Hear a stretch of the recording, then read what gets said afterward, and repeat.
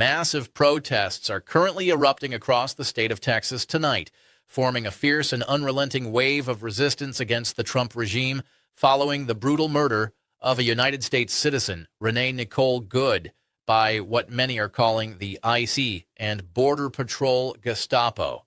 This tragedy has transcended a mere local incident, becoming a national flashpoint for those tired of federal overreach, militarized domestic policing, and state-sanctioned violence.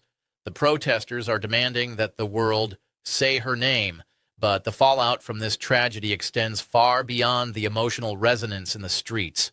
When you dig into the latest polling data coming out of Texas, the numbers are absolutely catastrophic for Donald Trump and the entire MAGA Republican leadership.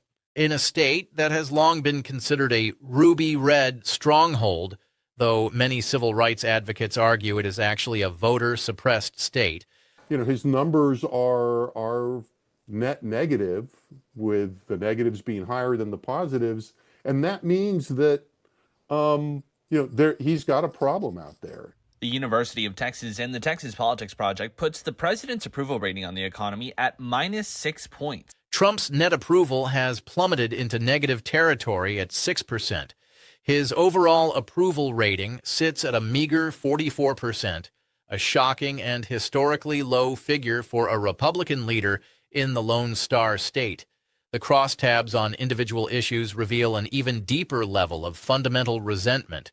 On his handling of the economy, he is at 12%. On his inability to curb inflation, he is at 20%.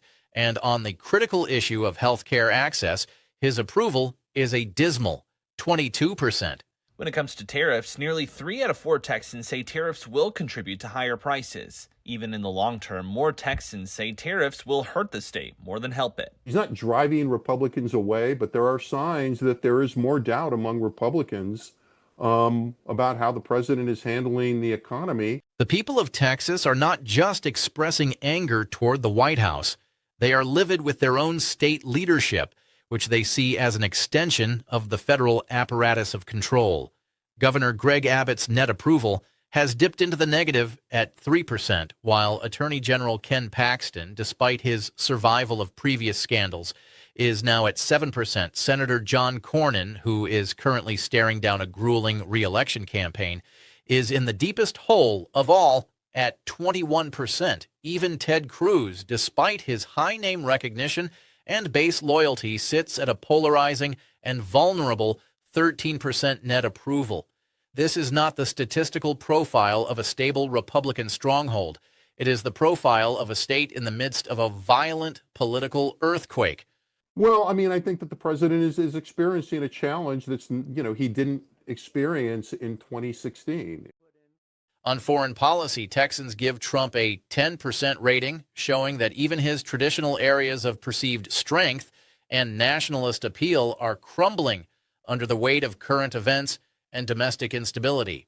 Perhaps most significantly for the legislative future of the state, we are starting to see the first major defections within the MAGA ranks in Texas.